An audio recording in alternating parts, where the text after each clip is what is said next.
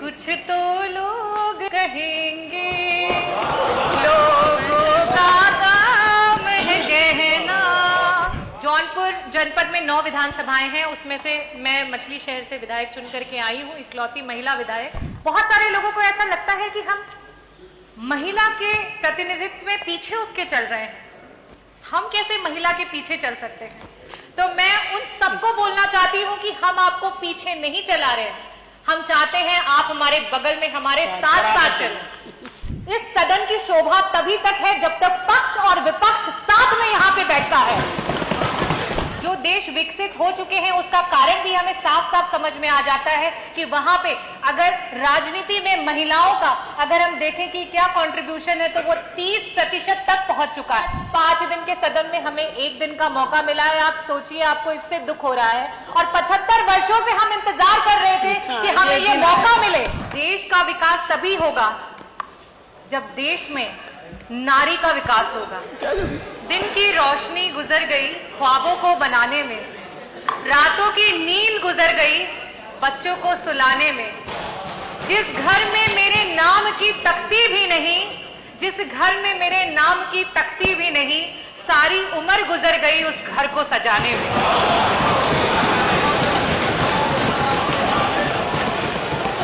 आदरणीय अध्यक्ष महोदय, आज आजादी के 75 वर्षों में पहली बार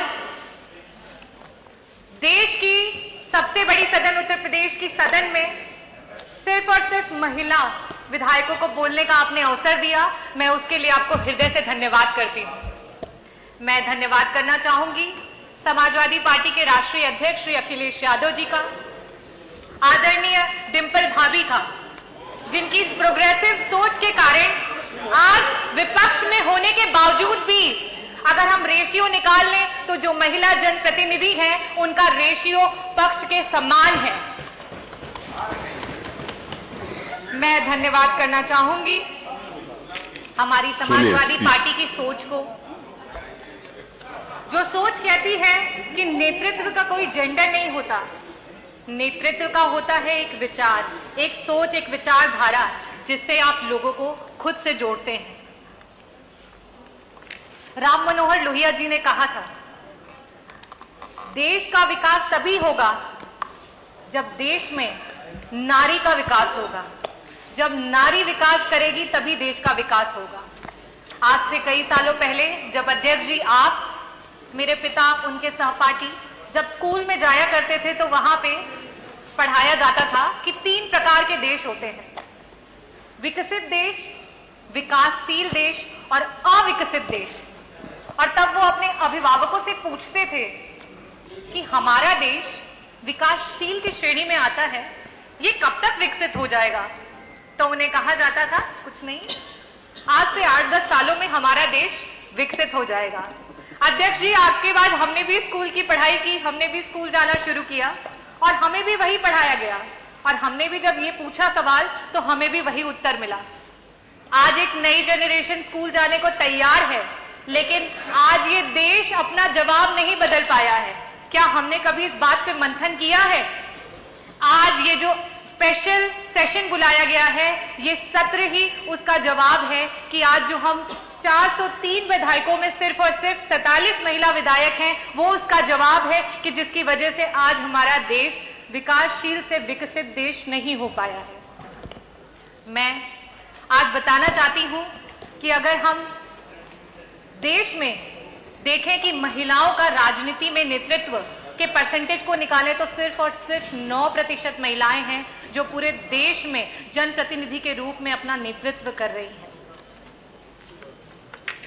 और इस आंकड़े को अगर हम किसी भी डेवलप कंट्री से कंपेयर करें तो वहां पे जो देश विकसित हो चुके हैं उसका कारण भी हमें साफ साफ समझ में आ जाता है कि वहां पे अगर राजनीति में महिलाओं का अगर हम देखें कि क्या कंट्रीब्यूशन है तो वो 30% तक पहुंच चुका है। और हमें भी अब इस पे विचार करना जरूरी है और इस सदन के माध्यम से मैं आग्रह करना चाहूंगी कि महिलाओं को हर क्षेत्र में आरक्षण देने की जिम्मेदारी इस सरकार को उठानी चाहिए, इस प्रदेश को उठानी चाहिए और इस देश को उठानी चाहिए।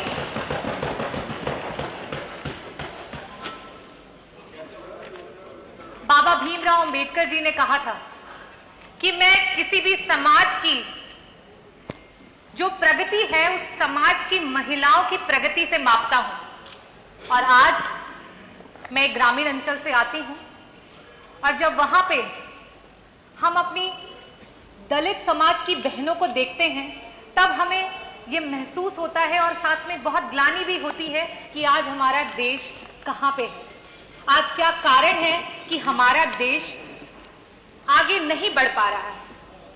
चाहे राजनीतिक क्षेत्र हो या सामाजिक क्षेत्र हो, चाहे एक मां हो या बहन हो या पत्नी हो या बेटी हो, अधिकांश जगह में भारत देश में हमें निर्णय लेने की आजादी नहीं है। आज जब महिलाएं राजनीति में आना चाहती हैं तो कई प्रकार की कठिनाइयों का सामना करना पड़ता है और उस पर एक छोटा सा शेर है जो मैं बोलना चाहूंगी। कौन बदन से आगे देखे औरत को, सबकी आंखें गिरवी हैं इसी नगरी में।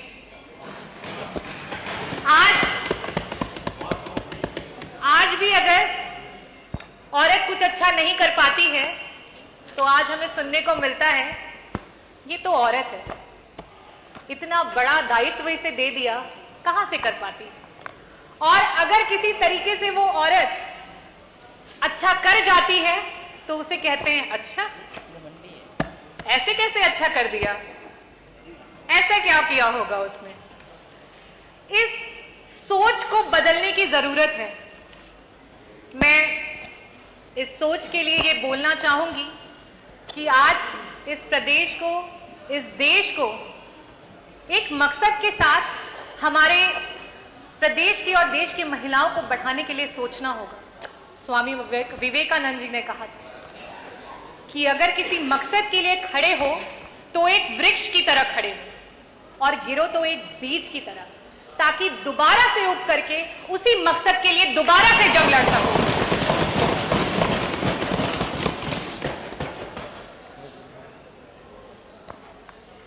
मैं अध्यक्ष जी आपसे कहना चाहती हूं, हमें स्पेशल अपॉर्चुनिटीज, स्पेशल सेशंस नहीं चाहिए।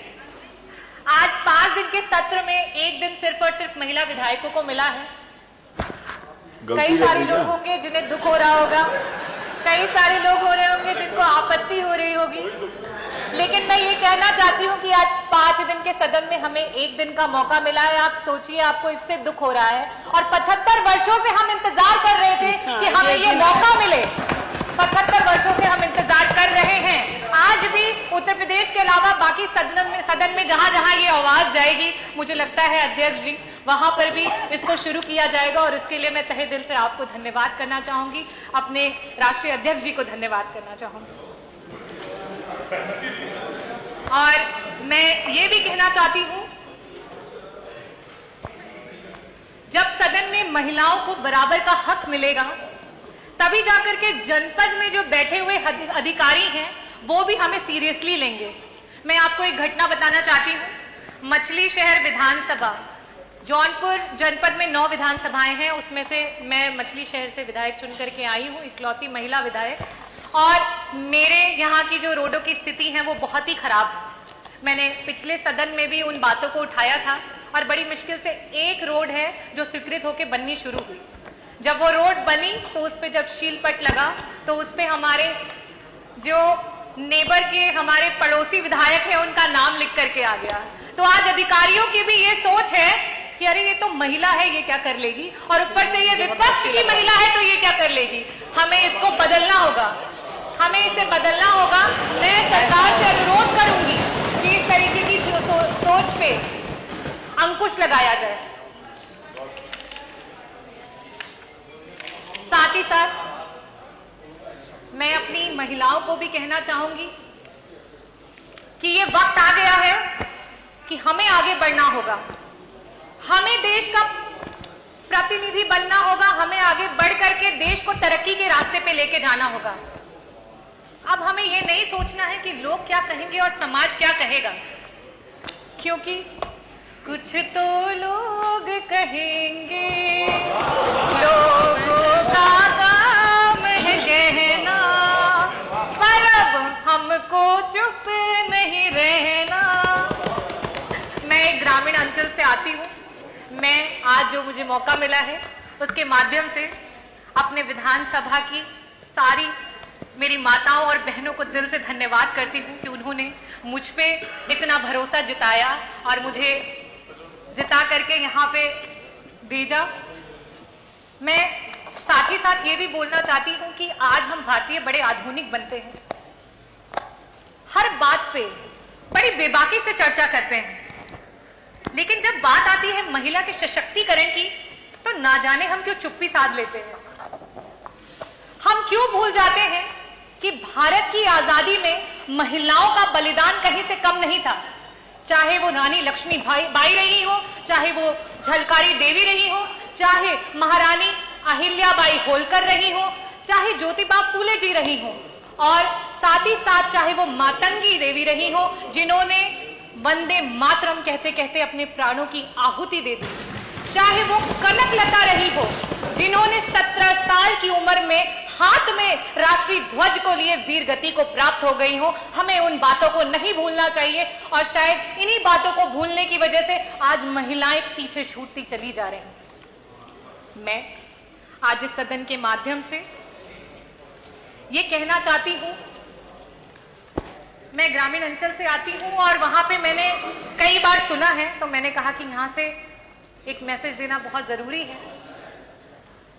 बहुत सारे लोगों को ऐसा लगता है कि हम महिला के प्रतिनिधित्व में पीछे उसके चल रहे हैं, हम कैसे महिला के पीछे चल सकते हैं। तो मैं उन सबको बोलना चाहती हूं कि हम आपको पीछे नहीं चला रहे हैं, हम चाहते हैं आप हमारे बगल में हमारे साथ साथ चलें।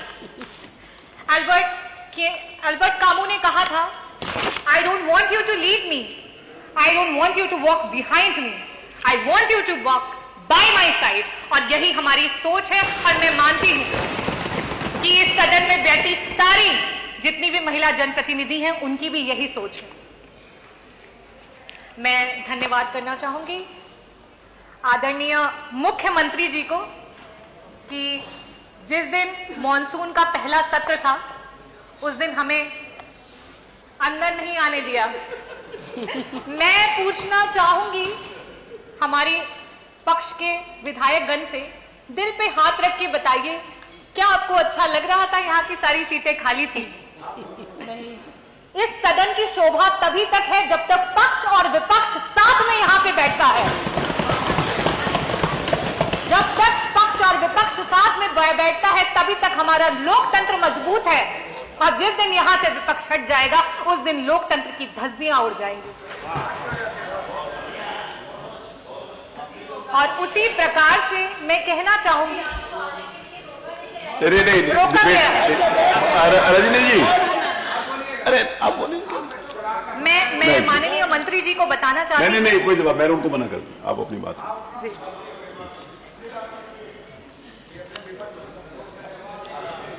चलिए, धन्यवाद। अगर हो गया हो तो। नहीं सर, नहीं हुआ, अभी तो बहुत लंबा है। वो कागज नहीं मिल रहे। धन्यवाद अध्यक्ष जी। नहीं, कागज नहीं मिल रहा, इसी को बोल रहा। मुख्यमंत्री जी को धन्यवाद कर रही थी कि जैसे कि हमें आने नहीं दिया, तो उस दिन यहाँ पे आपके पॉलिसीज की पर्चियां बट रही थी, तो मैं बहुत बहुत धन्यवाद प्रकट करना चाहूंगी कि वो पॉलिसीज की पर्चियां हमें भी मिली। तो मैं उसके बारे में बताना चाहती हूं।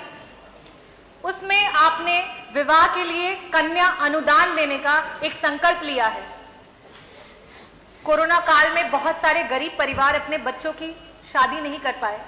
वो गरीब माता पिताओं ने अभी कुछ महीने पहले जब शादी का सीजन था तब वो अपने बच्चों की शादी कर रहे थे।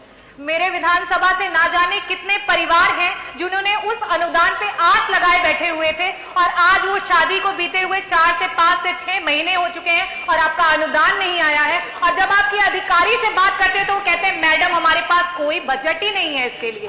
तो मैं कहना चाहती हूं कि आपकी पॉलिसीज सिर्फ कागजी हैं, उन पॉलिसीज का जमीन पे कोई भी कहीं पे कोई रिकॉर्ड नहीं है।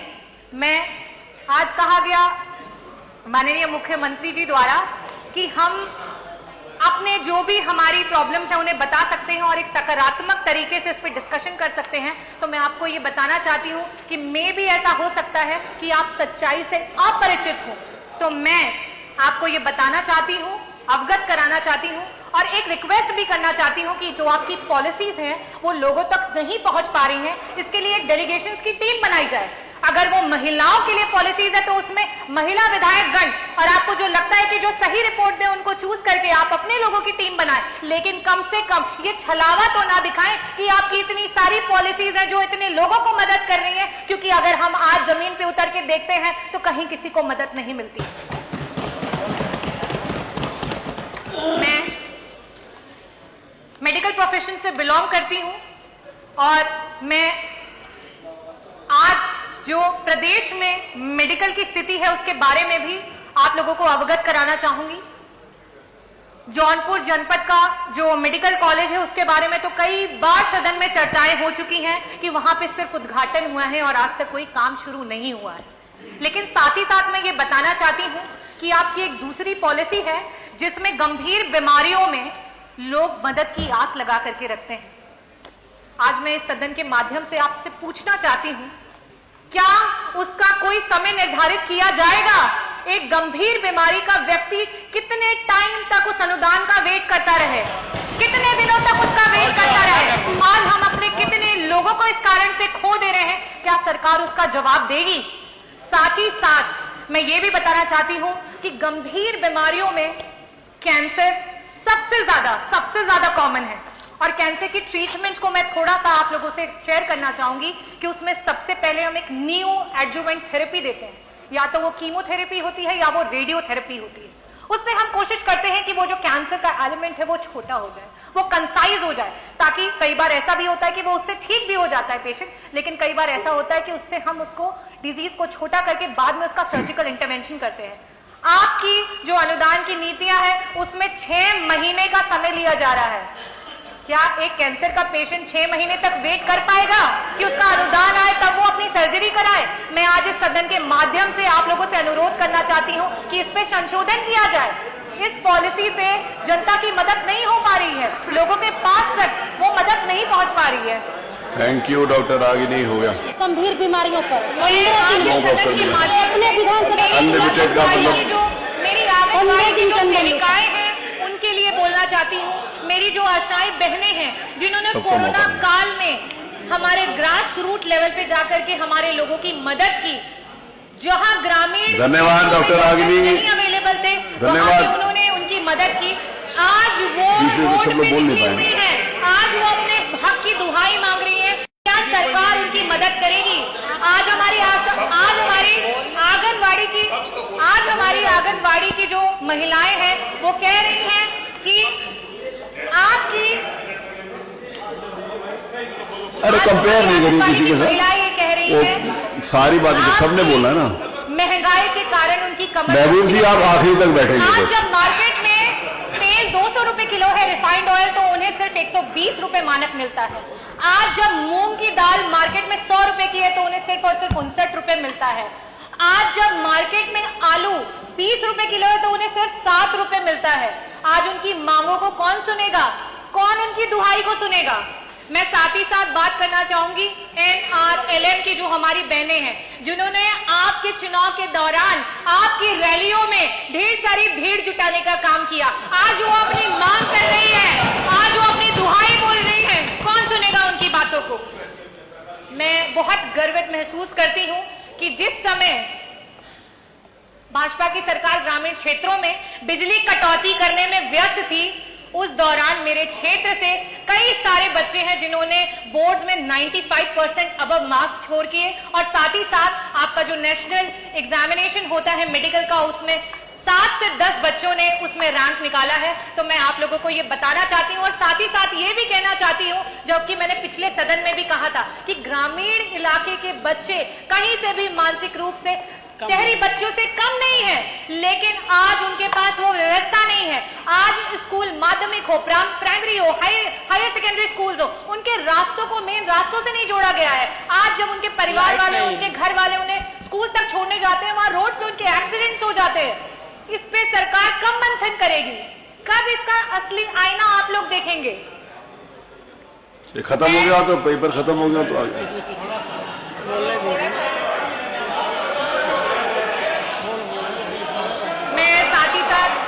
बोलना चाहूंगी, ये जीरो टॉलरेंस की सरकार है और आदरणीय हमारे मंत्री जी, सांसदीय कार्य मंत्री जी ने कहा था कि जीरो टॉलरेंस की डेफिनेशन ये नहीं है कि कोई अपराध नहीं होंगे।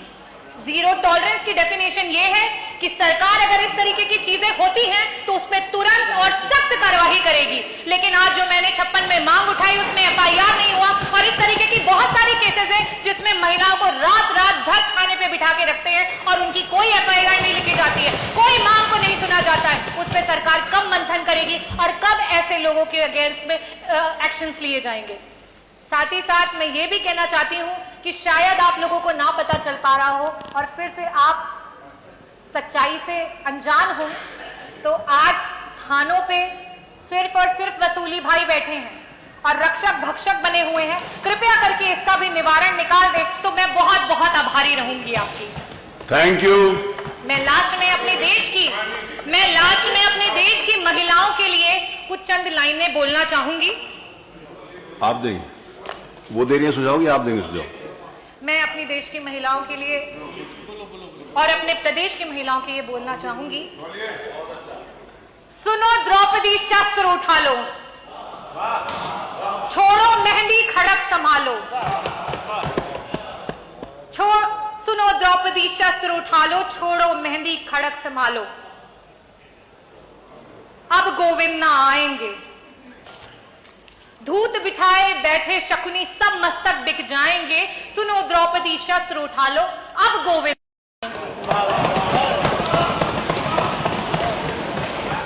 कल तक केवल अंधा राजा, आज गूंगा बहरा भी है। कल तक केवल अंधा राजा, आज गूंगा बहरा भी है। होठ सी दिए हैं जनता के, कानों पर पहरा भी है। तुम ही कहो ये अश्व तुम्हारे, किसको क्या समझाएंगे।